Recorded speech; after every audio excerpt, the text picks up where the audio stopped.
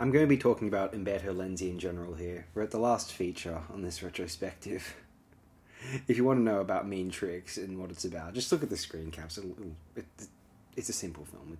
It speaks for itself. I first became aware of Umberto Lenzi around the time, probably within an hour of me becoming aware of Cannibal FEROX.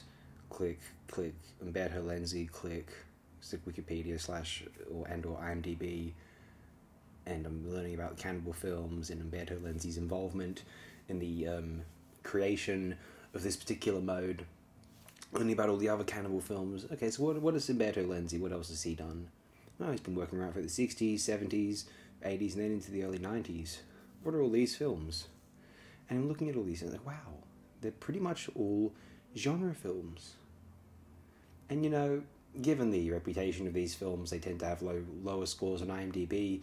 His most well-known film is Cannibal FEROX, and so one has to assume, well, I guess most of these films, well, they're not considered very good. They mustn't be of very high quality, I would imagine. Now, are they of a level of quality which I had anticipated initially for them to be?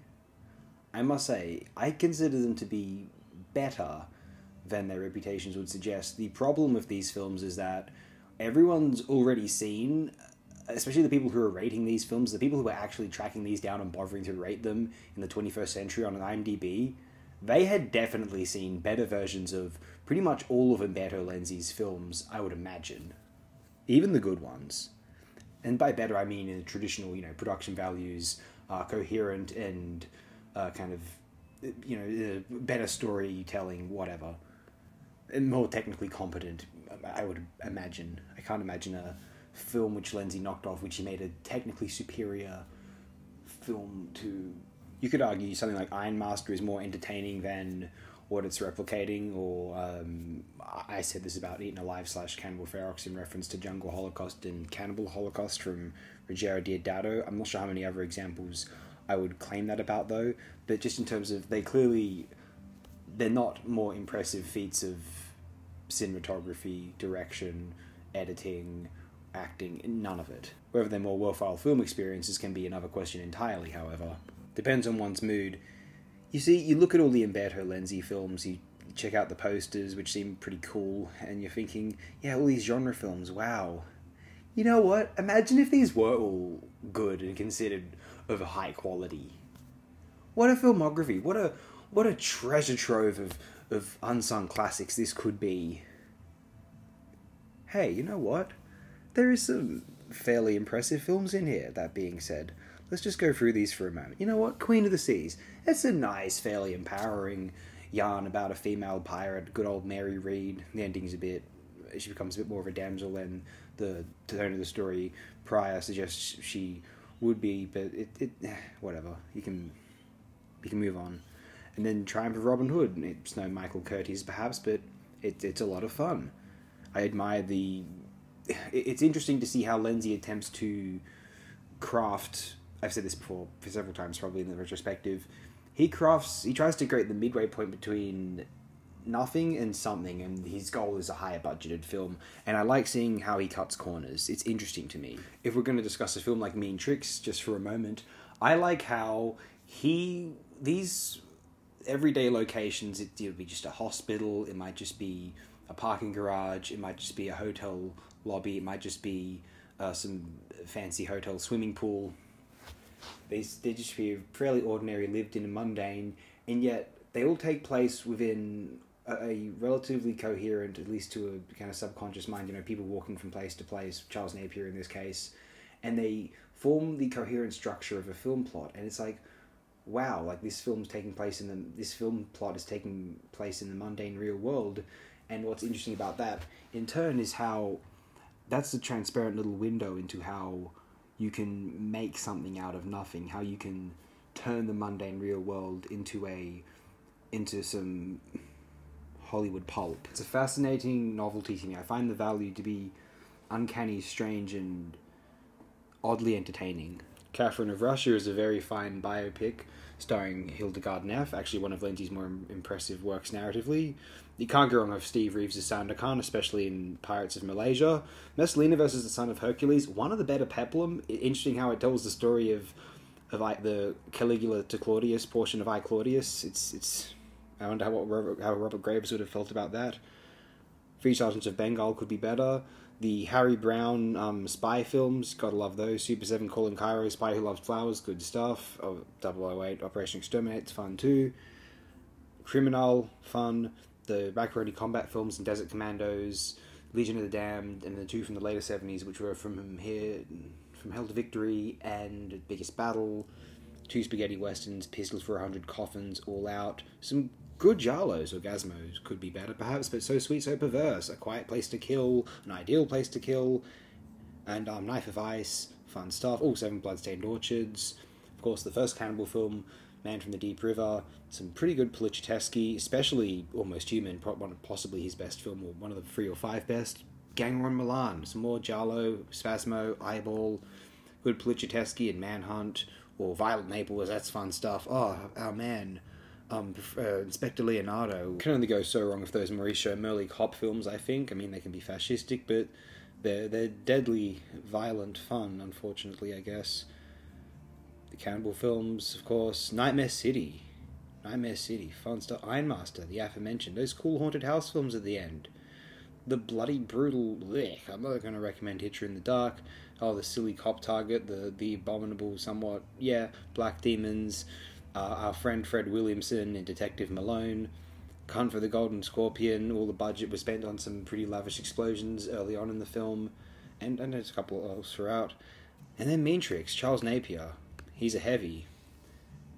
Kind of like Brian Dennehy in John Mackenzie's film, The Last of the Finest, but a bit worse, perhaps. Over this series of posters of most of Lenzi's films, I shall give my final thoughts on the man's works.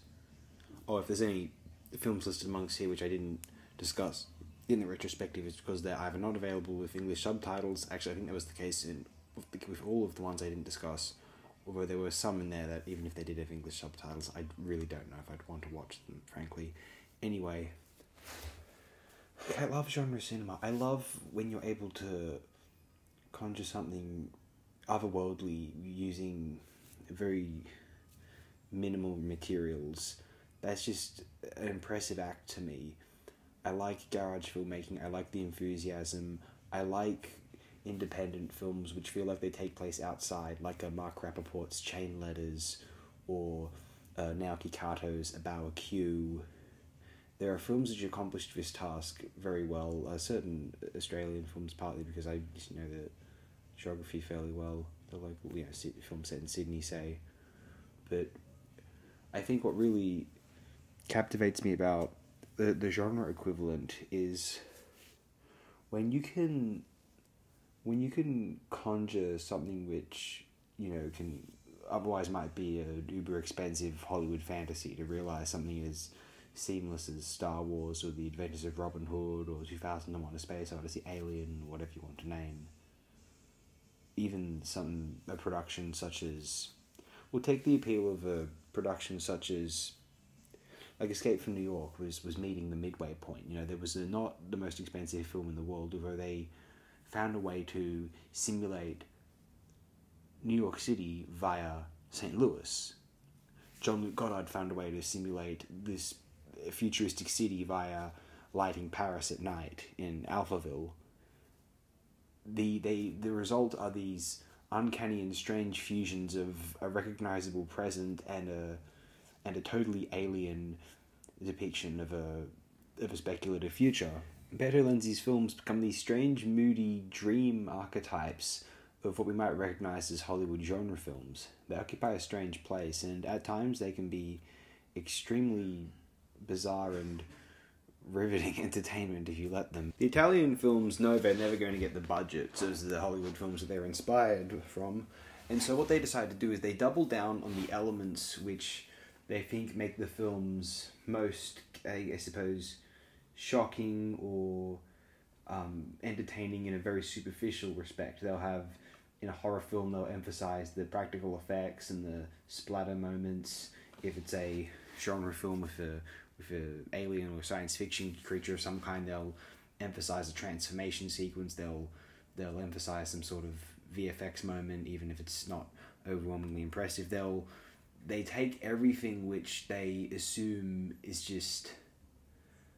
They do everything which the money wants... Okay, so there's an assumption that, the reason these films are good is because they're the money and what they're able to afford. And so they try to emphasize those particular things. The makeup, the production design, the sets, the special effects, all of that. And yet the end result, it's films which still, in the hands of a capable director, they wind up effective. In the hands of a more cynical director, they wind up less interesting. Take a Lenzi versus a Sergio Martino. Did Umberto Lenzi ever direct a film as effective as Sergio Martino's Screamers from 1979, which is, in and of itself, cannot be claimed to be superior to subsequent adaptations of Lovecraft's Shadow over Innsmouth? Lenzi's haunted house films have nothing on Lucio Fulci's Gates of Hell trilogy. His cannibal films might be better, but then I wouldn't posit Ruggero Deodato as a genius of the medium, to be fair. Jesus Franco's spaghetti western Jaguar is more stylish and interesting. I mean, he was second unit directing for Orson Welles on Chimes at Midnight around this time, Franco was, to be fair. It's more interesting than most, and cinematographically, than most spaghetti westerns. It has the feel of a pulpy comic book, rather than this just typical knockoff of a American western clearly shot in Spain. Umberto Lenzi had the ambition, but not the confidence in his own creativity. That's how it comes across to me, I would say. I think if other directors had been handed Umberto Lenzi's productions, say if you'd given them to Lucio Fulci or Sergio Martino, maybe Deodato at times, even someone like Joe D'Amato, maybe not Joe D'Amato to be fair, someone like Michel Soavi, certainly with the haunted house films toward the end of Lenzi's career, it might be fair to say, or even a Jesus Franco, it might be fair to say that they would have delivered finer pictures than Lenzi, although it's the ethos and the consistent determination and drive of Umberto Lenzi which captivates me about his work. I like the attempts to effectively depict genre pulp imagination on screen, inspired by Hollywood, despite knowing he'll never have the money to achieve some sort of Hollywood vision, and so he wants to perhaps empower others to achieve these ideals without assuming that everything is money and material and superficial funding of artistic endeavors. It's actually about charisma. It's about bravery. It's about strength. Or, well, maybe talent, skill, and imagination, which Lenzi must have forgotten to utilize at times, but the films can be very entertaining. It's actually been a really swell time talking about all these films. I mean, it was honestly more fun than the Ruggero Deodato retrospective, at least. Maybe that's just because there were less films there. Maybe that's why. If I neglected to share anything about Umberto Lenzi, please leave it in the comments. I will be waiting. Anyone at all. I'll be waiting for the next, we'll give it 23 years. And then by then, I'll probably be so invested in the possibility of there being comments that I'll just keep checking.